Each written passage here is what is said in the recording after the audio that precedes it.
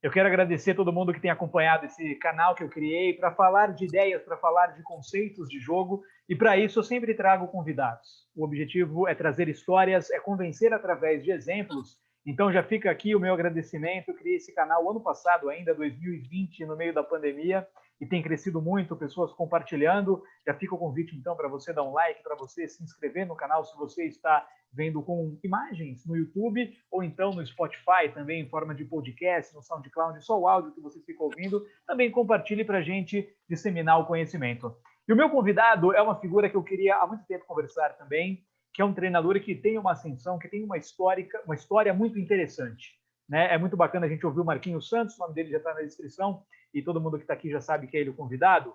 Porque o Marquinhos ele faz de maneira sublime uma transição muito difícil no futebol mundial, mas especificamente aqui no futebol brasileiro, que é a transição base profissional. O Marquinhos consegue fazer isso, ele está hoje no hall, na ciranda dos principais técnicos do Brasil, né? Coloco sempre os 40 clubes, 20 de Série A, 20 de Série B. O Marquinhos Santos hoje está nesse hall e não é fácil entrar, não é fácil entrar. A gente grava esse material dia 28 de maio de 2021, vai começar amanhã o Campeonato Brasileiro, mas quem está acompanhando esse material fica temporal. O Marquinhos Santos hoje é técnico do Juventude e está na primeira divisão. Marquinhos, então, cara, muito obrigado por ter aceitado o meu convite, por ter aberto um espaço na sua agenda, né? Poxa, um técnico de Série A em Campeonato Brasileiro, eu sei que é sempre muito apertado. E eu já queria te perguntar, Marquinhos, a conversa vai ser nessa linha de conceitos mesmo, né? Eu vou fugir de chavão aqui, eu quero falar de ideias, não quero falar, o calendário é apertado, o técnico fica pouco tempo. Não, vamos falar de ideia, vamos falar de trabalho, eu acho que é isso que a audiência quer acompanhar.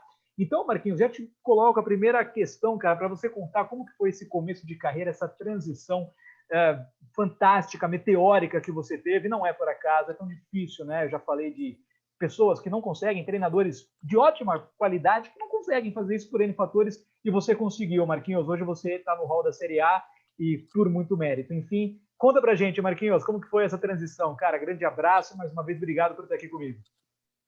Um abraço, Marcel. Obrigado pelo convite, cara. Sou um ouvinte aí assíduo do seu canal. Parabéns, cara, que cresça ainda mais, porque é muito rico e importante pessoas e profissionais como você tá falando sobre futebol e da forma como é tratado. E realmente a ascensão foi meteórica, né? Foi lá em 2012, quando eu comandava ainda a seleção de base, né, do futebol brasileiro, a categoria sub-17. Depois de um sul-americano conquistado, veio o convite do Wilson Ribeiro de Andrade, na época presidente do Curitiba, em que o Curitiba encontrava-se na zona de rebaixamento daquele ano na Série A. E na saída do Marcelo Oliveira, que depois veio se tornar bicampeão brasileiro, né, recebeu o convite por ter trabalhado nas categorias de base do clube também, né, do Curitiba, e ter conquistado alguns títulos por lá. Aceitei, mas naquele momento com muita certeza de que conseguiríamos a permanência. Talvez eu não tivesse medido a temperatura e não tivesse, talvez, feito a análise da dificuldade que era naquele momento, né? Acho que impulsionado pela oportunidade, pela jovialidade, né? Naquele anseio de querer a oportunidade, mas graças a Deus o trabalho foi bem desenvolvido, né? Eu assumi, faltavam 18 jogos apenas e conseguimos tirar o Curitiba aí da lanterna que encontrava-se e terminou aquele ano, acho que na 14ª posição, na 15ª posição, se eu não esteja enganado. E aí foi uma reconstrução de clube, de time, em que nos anos seguintes foram muito positivos até ter o decesso, o qual eu já não estava mais no comando. Ô Marquinhos, eu sempre tratando tudo com muita profundidade, né? Fugindo do futebol é igual, a bola é redonda, os dois gols do mesmo tamanho. Eu acredito muito em ambiente, em contexto, em cenário para o sucesso no futebol. Como que foi essa situação de você sair da base para o profissional? Porque, poxa, contexto é tudo, né, Marquinhos? Talvez se você colocar o Pepe Guardiola num sub-15, ele não vai conseguir gerenciar o ambiente, né? Porque ele está num outro contexto. Quais foram as dificuldades? O que você mais sentiu de fazer assim, de maneira, imagino que repentina, né? Você falou que não mediu muito bem a oportunidade, pegou o desafio, e eu pegaria da mesma maneira, faria igualzinho você. Mas o que você sentiu ali? É o relacionamento com o jogador? Porque na base, sub-20, todo mundo tem a mesma idade. Pô, profissional, tem o cara que está com 20, subiu já com 17, mas tem o cara de 40, né? Você com vivência de mundo completamente diferente, com bagagem, enfim. Como que foi isso aí, Marquinhos? Foi difícil, Marcelo, porque eu tinha na época acho que 31 anos, 32 anos, e muitos dos atletas já consagrados e até mais velhos que eu, como Pereira, Lincoln, David, Rafinha, Everton Ribeiro, eram atletas já que vinha, né? E depois chegou o Alex, né? Nada mais, nada menos que o Alex. E aí, claro que cria aquele receio, mas eu estava preparado, né? Eu havia me preparado para tal. Então, a nível de o que eu entendi é que iria sofrer um pouquinho na questão dessa. Na época, eu fui o treinador mais jovem do futebol brasileiro da Série A, e na época tinha um preconceito muito grande em relação à idade, né? A pouca idade. Então, eu tive que quebrar essa barreira. E aí, esse gerenciamento com os atletas mais velhos, no início, foi um fator que me causou preocupação. Mas com conceito de trabalho, com organização de treinamento, com aplicação de conceitos de jogo, né? Em que os atletas foram observando uma melhora individual, uma melhora coletiva, os resultados acontecendo, muito das informações passadas em treinamento e que se transformava-se em realidade nos jogos e os resultados acontecendo, aí foi me dando mais segurança e os atletas também foram adquirindo confiança, né, naquilo que estava sendo passado, treinado, trabalhado. E aí tem um fato determinante que para mim foi onde deixei de ser treinador de base e me transformei em treinador profissional, que foi um jogo entre Curitiba e Atlético Mineiro, em 2013 já em 2013, Campeonato Brasileiro, em que nós havíamos estudado muito. O Cuca era o treinador do Atlético Mineiro naquele ano, naquele timaço do Atlético Mineiro, em que nós havíamos estudado muito a equipe do Atlético Mineiro. E tinha uma movimentação nossa pré-determinada em que o Alex e o David tinham que fazer durante o jogo. E não fizeram durante o primeiro tempo, né? E nós saímos perdendo o jogo por 1-0, o gol do Diego Tardelli, no Couto Pereira, lotado. E chegou no intervalo, eu cego, né, pela derrota, eu fico realmente cego e os cobrei, independente de quem quer que seja. Os cobrei porque não estavam executando aquilo que foi treinado. E o Alex, na oportunidade, falou: pô, eu acho que não vai dar certo, Marquinhos. Olha, ó, se não der certo, eu me responsabilizo, mas faça. Caso não faça, eu vou ter que tirá-los do jogo. Voltamos para o segundo tempo, naquele silêncio que ocasionou depois desse bate-rebate, né, com o ídolo, com o craque, com E o acho que não foi capitão do nesse Curitiba. tom. Acho que não foi nesse tom, no calor do vestiário, né? Não foi nesse tom, não É, foi. Não foi nesse imagino. tom. E aí voltamos para o jogo, e no decorrer da partida, 38 minutos e nada, e o Atlético Mineiro 1-0 e os atletas não estavam fazendo. Tirou o Alex do jogo. Primeira substituição, 38 minutos do segundo tempo, tirou o Alex do jogo e coloca o Lincoln. O estádio veio abaixo, né? Foi de burro para mais.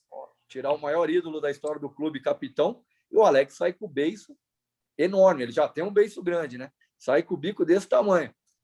E o Alex e o Lincoln entra. E eu falo para o Lincoln, mantém o que nós fizemos no treinamento, que vai dar certo.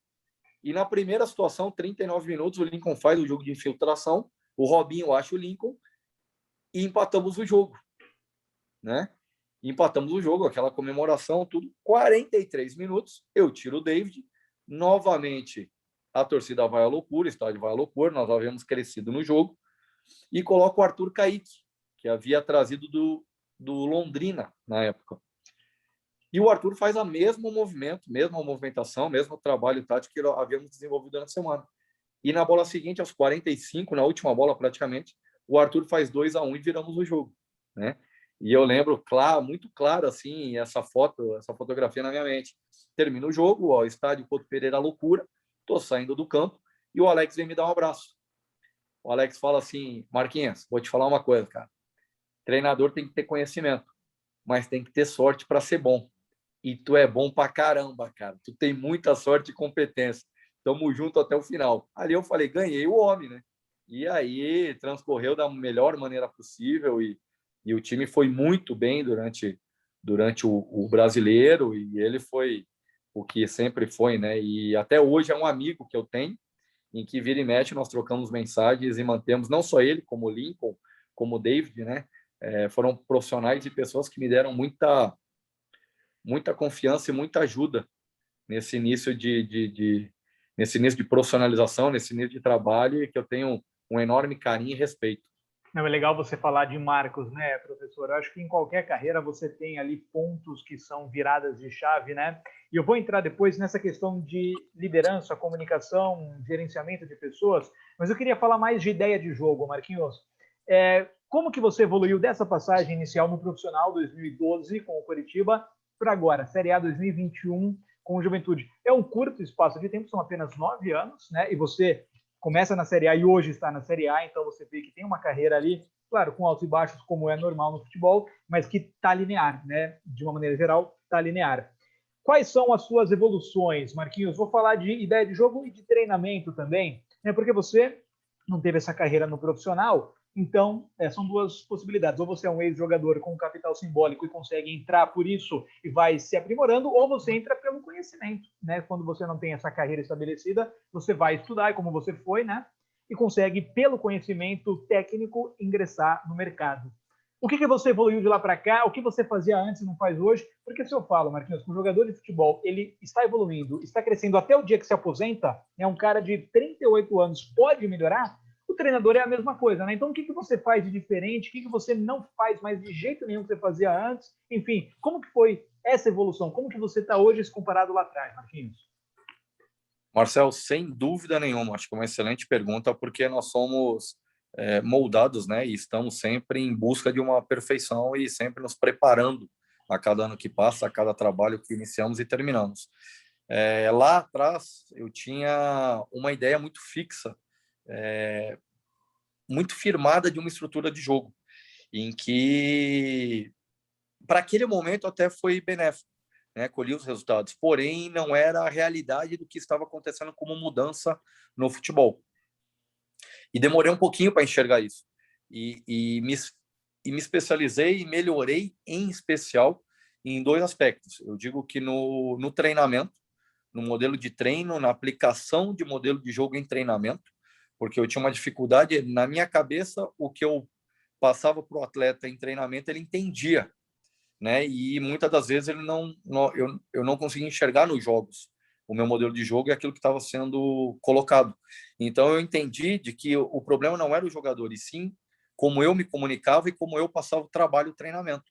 E aí fui me preparar melhor, fui desenvolver melhor os treinamentos e consegui voltar nesse ciclo, né?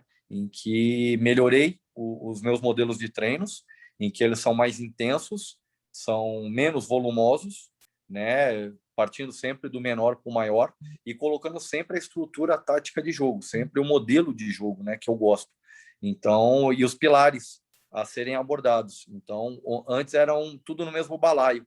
Eu enxergava como o treinamento como única coisa a ser ministrada e aplicada. Então, eu evoluí no processo de treinamento e comunicação com o atleta. Hoje, minhas equipes são mais compactas e muito mais definidas na ideia de jogo. Quando tu vê a equipe do Juventude, tu sabe como é que o Juventude vai jogar, né? Com a bola e sem a bola. Porque o futebol ele é simples. Às vezes nós queremos complicá-lo, né? Querer inventar muita coisa e não precisa inventar nada. Na verdade, acho que quanto mais simples tu for e o atleta captar isso, acho que é o segredo do sucesso. Então, eu acho que eu venho melhorando nesse aspecto nos últimos anos. Professor, e treinamento me interessa muito porque eu não consigo enxergar um jogo de alta qualidade sem um treino de alta qualidade, né? O jogador, se ele não estiver bem treinado, ele não vai fazer bem em campo porque ele quer. Tem que ser comportamento, tem que estar no corpo dele, tem que estar somatizado porque ele treina isso. E você usa, você fala nomenclaturas da escola portuguesa, você fala modelo de jogo, compactação é uma coisa do jogo de futebol em si, mas os portugueses usam.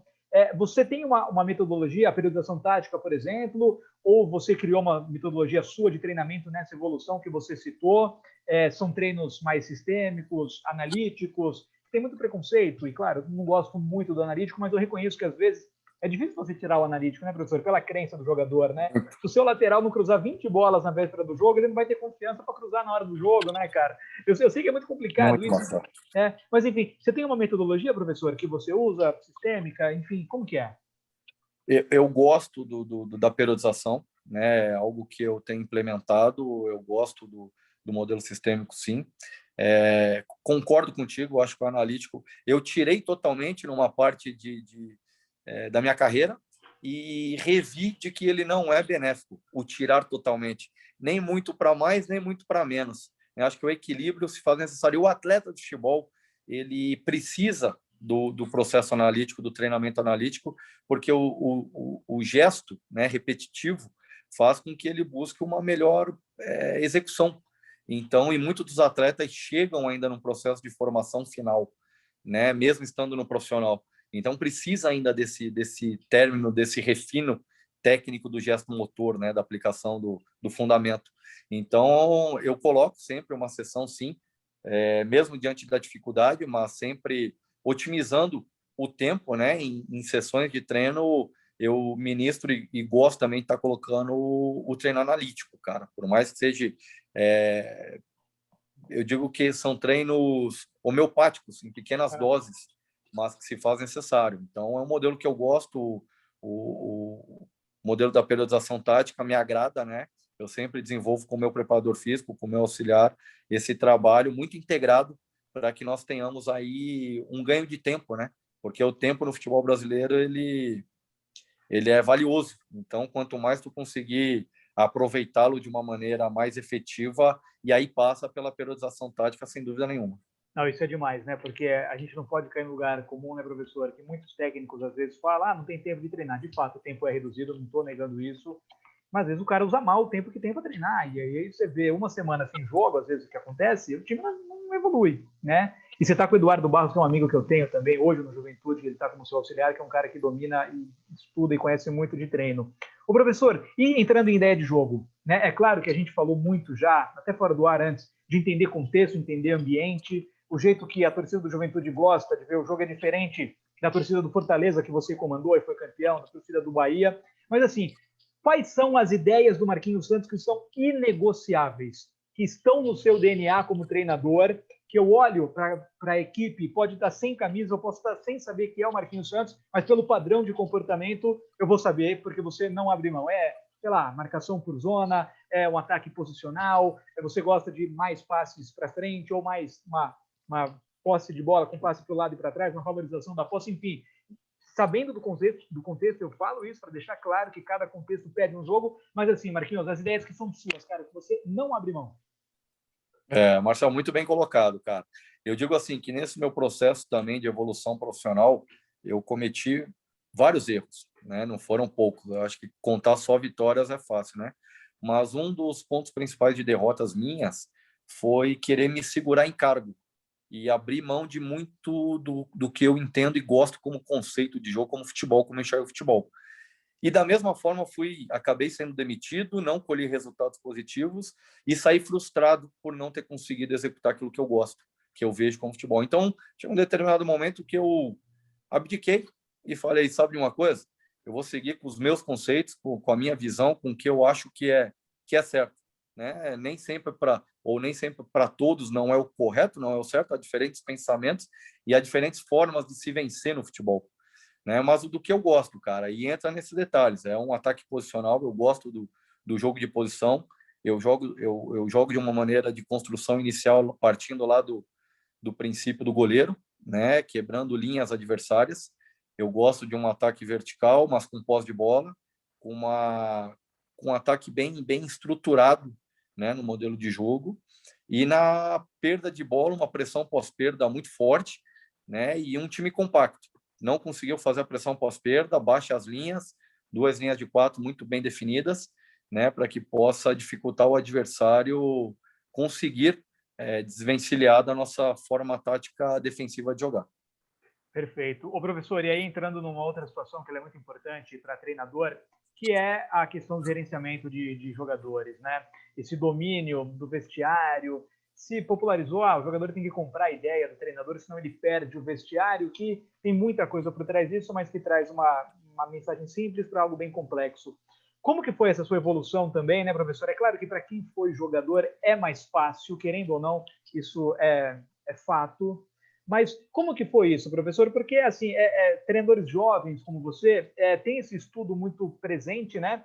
E há estudos de comunicação, de liderança, enfim, muita coisa disso no mercado para melhorar, né? Como que foi isso, professor? É uma coisa também que você coloca um foco de atenção? É importante também, na sua opinião? É importante, Marcelo. Eu vejo como é necessário. Eu sempre coloco, né, um aprendizado que eu trago lá do meu começo de trabalho da base, mais especial no profissional do Curitiba, com todas as feras citadas anteriormente, como Alex, David, Lincoln, Pereira, Vanderlei, de que o vestiário é sagrado, né? O vestiário é sagrado e é um ambiente em que ali nós temos que ser muito honesto. E o que eu enxergo é que a comunicação ela não pode ter duas vias, ela tem que ser muito direta e muito efetiva, né? Com o atleta. O atleta ele tem que se sentir seguro e saber o porquê está jogando e o porquê não está jogando, né? Então, não tem comigo, a palavra não faz curva, a conversa não faz curva. A conversa comigo é muito direta, muito reta, muito leal, muito olho no olho. E isso traz credibilidade, eu acho que isso traz confiança, né? Já tive situações em que atletas saiu extremamente chateados, magoados comigo, até de uma dispensa de clube, mas ali na frente sempre houve um reconhecimento, né, daquilo que passou, acalmou e o atleta reconheceu, né, que o momento não era benéfico para ele e que eu fui talvez muito sincero e honesto naquela oportunidade, mas é o que eu sempre falo, eu prefiro ser honesto, sincero e olho no olho e leal do que contar a historinha da bala Juquinha e ali na frente o atleta olhar para trás e falar, pô, treinador contou um monte de história, um monte de lorota e foi falso comigo. Comigo não tem isso. Eu sou muito sincero, sou muito honesto. Gostou, gostou, não gostou, não posso fazer nada, mas pelo menos eu falei a verdade. Então, acho que a comunicação ela tem que ser muito direta, muito honesta com o atleta. É muito, né, do que se diz da gíria futebolística, principalmente histórias de que o jogador, ele cognitivamente, ele é burro, ele tem dificuldade de entender, e pelo contrário, né?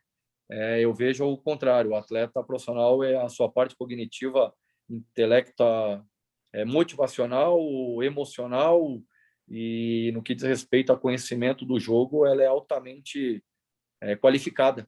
Então, se tu não tiver um posicionamento muito firme e daquilo que tu quer e daquilo que o atleta precisa ouvir, ele não vai confiar, não vai acreditar e vai ser uma comunicação falha. E como em todas as áreas, né, quando se tem a comunicação falha, há o erro de ideias em que gera desconfortos e aí acaba minando o ambiente, minando o vestiário, e aí não fica um ambiente controlável, um ambiente adequado para desenvolver o trabalho. Não, poxa, isso aí é aprendível, né? Você consegue melhorar essa sua gestão e é muito legal, né? Quem desmerece jogador de futebol profissional, poxa vida, primeiro que é um desconhecimento, né? E segundo porque poucos viram profissionais, ainda mais no Série A nesse nível que você está hoje, Marquinhos, se não tiverem uma capacidade emocional acima da média, uma resiliência. Às vezes o garoto sai com 10 anos de casa, fica longe dos pais, passa necessidade, passa fome, passa frio, mora embaixo da arquibancada, é uma questão afetiva, emocional, que ele tem uma carência absurda ali. E, poxa vida, né? Estudos do meu amigo Israel Teodo, que já passou pelo canal aqui também, uma pessoa, professora, uma pessoa em vida útil que trabalha num dia normal ali com 16 horas, dormindo 8, a gente toma em média 6.000 decisões por dia. Um jogador profissional em 90 minutos toma 2.500 decisões. Cara, então você, ó, em 16 horas, 6.000. Você toma 2.500, quase a metade, em 2 horas. Minutos. Esse cara tem que ser evoluído mentalmente, professor, senão ele não aguenta. Então, resiliência, 2. Pô, imagina a fadiga mental que gera um jogo de alto nível, uma Série A de brasileiro. Esse cara é burro? Claro que não. Não tem como, Marcelo, não tem como. Então, eu acho que são muitos fatos, né, que estão caindo por terra e o jogador ele é extremamente inteligente e como tu bem colocou, são 90 minutos aí em que o aspecto mental ele é diferenciado, né? Nós cuidamos muito do aspecto físico, uma evolução que houve no futebol brasileiro, do aspecto técnico, isso é inevitavelmente o maior argumento que o jogador brasileiro tem, que é a parte técnica, o refino técnico, mas a parte tática que vem se evoluindo nos últimos 5, 10 anos aqui no Brasil, mas eu creio que a maior evolução que nós temos buscado e que poucos se atentam é o que tu colocaste muito bem, que é a questão mental. Eu acho que aqueles profissionais, né, sejam atletas, sejam comandantes em diversas áreas do futebol, que se atentar a isso, acho que vai sair à frente no mercado, que o pilar mental hoje é tão ou mais importante do que os outros 3 que conduzem o futebol brasileiro, ou o futebol mundial, né? E o mental na questão do futebol brasileiro é algo que vem evoluindo nos últimos anos, mas pouco explorado. Eu acredito que podemos explorar ainda mais esse pilar aí que vem sendo desenvolvido. Que legal. Professor, já encaminhando para a parte final da entrevista, te agradecendo, está muito legal. Quem acompanha a gente até agora, quem está com a gente, deve estar se deliciando, porque está muito boa a conversa. É uma das perguntas finais, assim, como que é a sua rotina, professor? A gente está em tempos pandêmicos, né? Você até mostrava o frio danado que está em Caxias, né? Hoje é dia 28 de maio. Como que é um técnico de Série A? Você, cara, tá ali na pandemia, mas está viajando, jogou gaúcho, vai jogar brasileiro, você está no sul, você vai lá para o Nordeste, vem para São Paulo, enfim.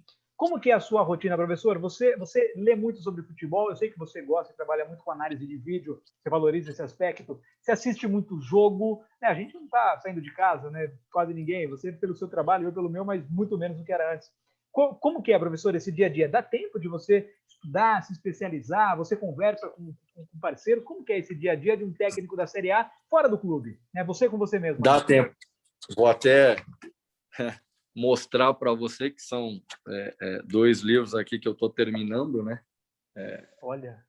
Ideia de jogo, então aproveitando aí nessa quarentena que infelizmente testei de maneira positiva para a Covid, mas graças a Deus bem recuperando nessa fase final aí, mas aproveito para sempre estar me atualizando, me especializando, e eu sou apaixonado por futebol, né? No entanto que minha esposa, minhas filhas encontram-se em Curitiba, né? Aproveitando o canal aí, que eu sei que elas vão ver, deixar um beijo para minhas filhas Pietra, Tayla, minha esposa Cris.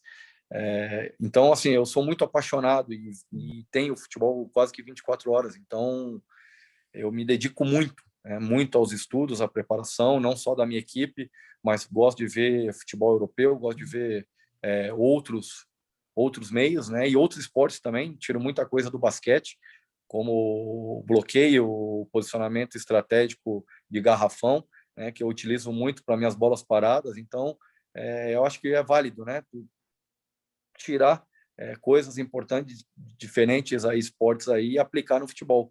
É o que eu gosto, que me agrada, né? Mas sempre estudando, sempre me preparando, acho que buscando a excelência, onde sabemos que jamais chegaremos, mas quando tu busca a excelência, tu evolui sempre, né?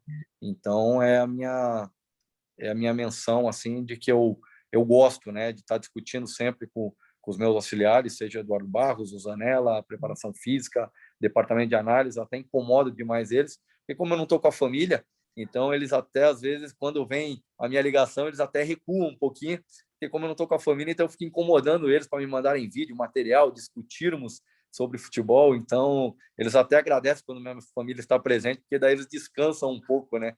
Mas começando Série A, inevitavelmente aí vai ser quase que 24 horas, porque eu sou um apaixonado pelo futebol, apaixonado pela minha função, pela minha profissão e pela evolução do futebol. Eu acho que o mais importante é nós passarmos pelos clubes e deixarmos legado, né? E é isso que eu busco, pelos clubes o qual eu passo, independente momentos de sucesso, momentos de insucesso, como faz parte da rotina do treinador de futebol, mas o deixar o legado em que te deixe portas abertas e tu possa sempre ser lembrado de maneira positiva pelas pessoas, pelos profissionais que fazem o clube, eu acho que é importante. E o carinho do torcedor, né? Onde eu retorno, pelos clubes do qual passei, sempre tenho o respeito e o carinho do torcedor, e isso é importante. Professor, só que livro que é? Não deu para ver. É uma ideia defensiva, né? Só para a gente. Uma ideia de jogo. Tô lendo, na verdade, é uma literatura portuguesa, né, também. Aí está embaixo, Momentos de Organização Defensiva, é isso? Volume 2. Isso, e transição, né? Transição, olha que legal.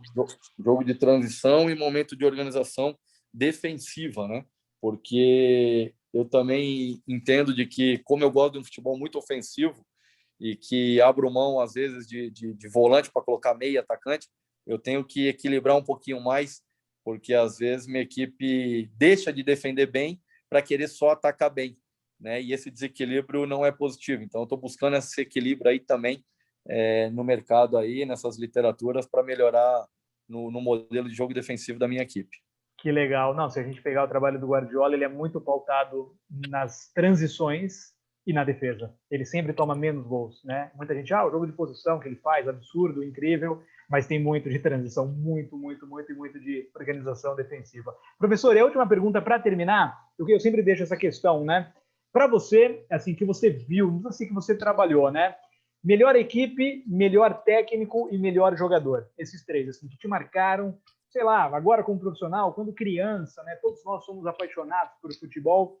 Melhor jogador, melhor técnico, melhor equipe de todos os tempos, na sua opinião, e por quê, Marquinhos? Para terminar.